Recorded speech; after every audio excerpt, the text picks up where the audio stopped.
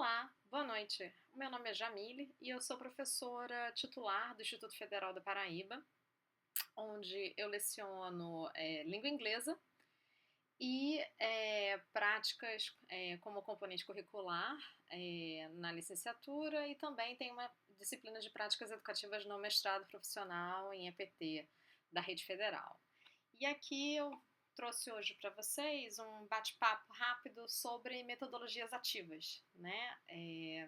Como que a gente trabalha metodologias ativas e eu vou falar em especial, né, sobre a minha perspectiva das metodologias ativas no ensino profissional e técnico, né, que é onde eu mais atuo, uma área que eu mais tenho presença, né, e também no Instituto Federal, né, com as minhas práticas.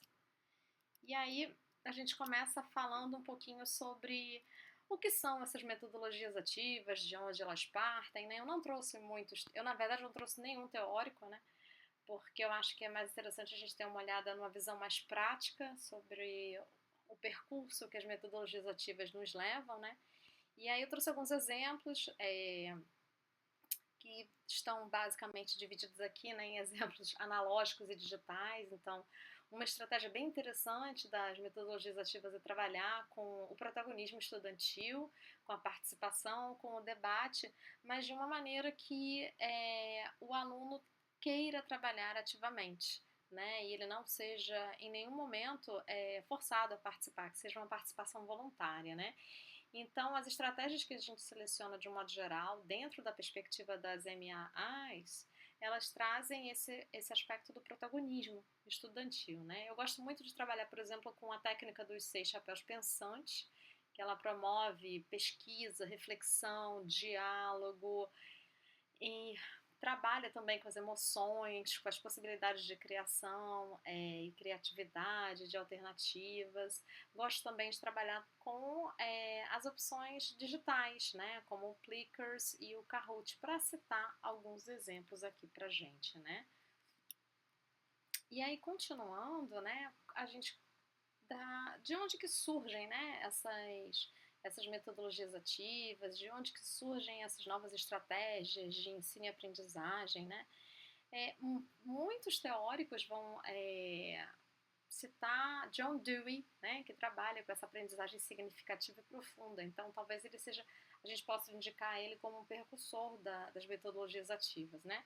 Eu vejo também que a educação do século XXI, ela traz, né, novas demandas dos estudantes e novas demandas também do ensino e aprendizagem, né? No momento que a gente vive, né, com uma influência enorme das tecnologias digitais, a gente também tem a influência do que eu vou chamar de 4-6, né? Na verdade, eu estou pegando emprestado de um autor chamado Michael Fullan, que fala sobre essa possibilidade da existência de 4-6. Na verdade, hoje em dia ele até já ampliou para 6-6, né? Mas esses 4 são os iniciais que cercam as metodologias ativas, né? E que têm, de um modo geral, se estiverem agindo, né, no processo de ensino-aprendizagem, eles têm um impacto muito positivo, né? Que são a comunicação, a criticidade, a criatividade e a colaboratividade. Então, de uma forma ou de outra, quando a gente traz uma metodologia para a sala de aula ativa, ela vai tocar em pelo menos 2 desses 4-6, se não os 4, né? E se ela toca nos 4, então a gente tem eu diria que uma quase certeza de sucesso da atividade. A gente vai ter um engajamento muito bom dos alunos, um engajamento bom dos professores, né, que vão participar ativamente daquela tarefa, daquela proposta, daquele projeto, né. Quando eu falo em novas demandas do ambiente de ensino e aprendizagem, é que a gente não ensina para absorver conhecimento puro, como se fôssemos esponjas, né? Nós ensinamos para ter impacto, né? E nós aprendemos também para ter impacto, né? Um impacto pessoal, um impacto profissional, um impacto na nossa comunidade, né? E eu gosto sempre de trazer esse cartoon, né? Que tem essa reflexão sobre estudar e para que estudar, né? A mãe, na coluna inicial, a mãe fala, né, para a criança, né, se você não estudar, você vai ficar como ele. Mas quando a gente pensa na educação do século XXI, quando a gente pensa numa educação transformadora que Freire, né, sempre advogou em prol, e até hoje temos as correntes que mantêm, né, esse pensamento de uma educação transformadora, a gente vai provavelmente se conectar, e eu espero que nos conectemos com a mãe do lado direito, né, que diz, se você estudar, você vai ser capaz de construir um mundo melhor para ele, né? Então, o ensino, o estudo, os processos de ensino-aprendizagem, a própria produção de conhecimento, ela vem para você ter impacto, né? Não só um impacto pessoal, que você está adquirindo conhecimento, né? Está aprendendo sobre matemática, sobre um assunto, mas também para você ter impacto no mundo ao seu redor, né? O ensino ele não é desconectado, o ensino ele não é isolado, né? A aprendizagem também não é. Então, quando aprendemos alguma coisa, normalmente estamos compartilhando com pelo menos uma pessoa ao nosso redor, né?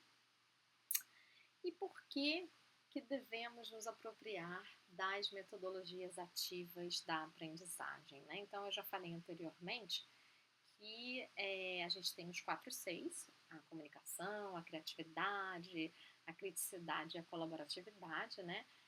E ao trabalhar, ao lançar mão de uma estratégia, né, a gente coloca o aluno no centro da aprendizagem. O aluno, o que é ser um aluno? O que é ter o aluno? O que é colocar um aluno no centro da aprendizagem? É trazer aquele conhecimento que o aluno tem, é utilizar o conhecimento prévio do aluno, é utilizar o protagonismo desse aluno para resolver problemas, para propor soluções, para criar projetos. O aluno, quando ele tem a participação ativa nos processos, o processo dele de aprendizagem ele é muito mais profícuo, né? Ele se torna autônomo, mas não ao ponto de se tornar completamente independente. Ele tem autonomia para decidir e como ele vai trabalhar.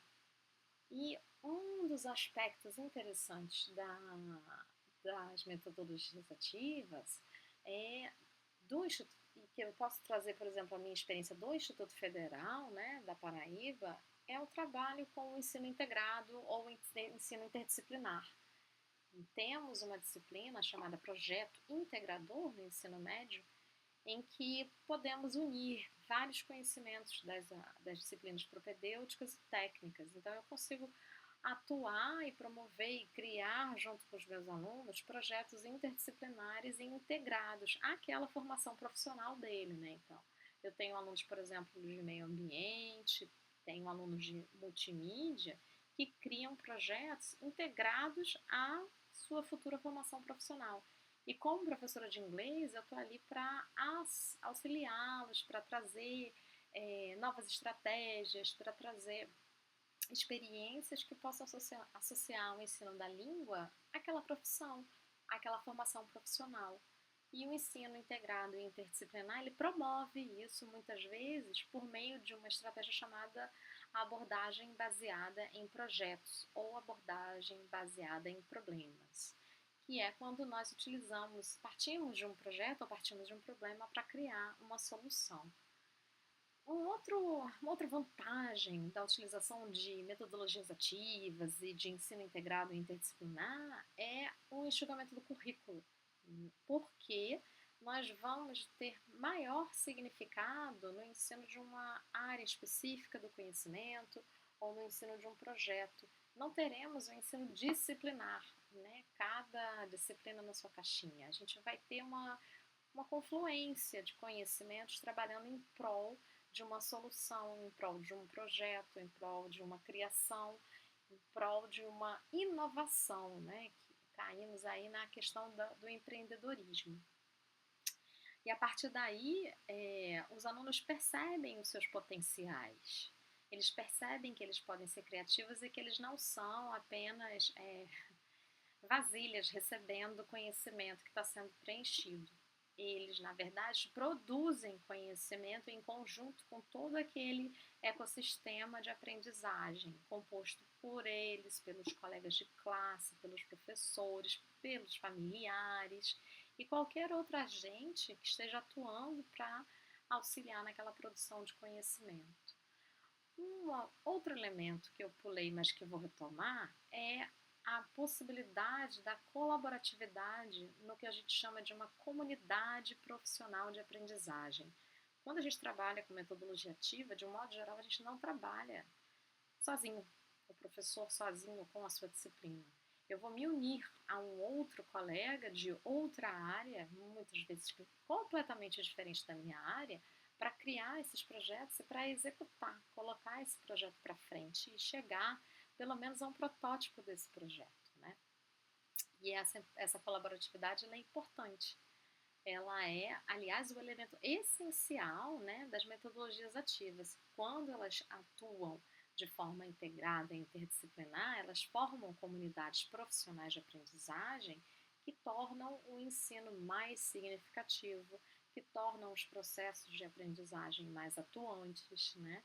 E a gente pode fazer isso por meio de ferramentas digitais hoje em dia, em especial com um grande volume de possibilidades e softwares e aplicativos que têm surgido, né, ao longo dos últimos anos, né, por onde vamos fazer um compartilhamento de novas ideias, vamos adaptar os nossos projetos, vamos adaptar as nossas necessidades e as nossas demandas educacionais, as demandas dos alunos, as demandas dos nossos ambientes de ensino e aprendizagem, né?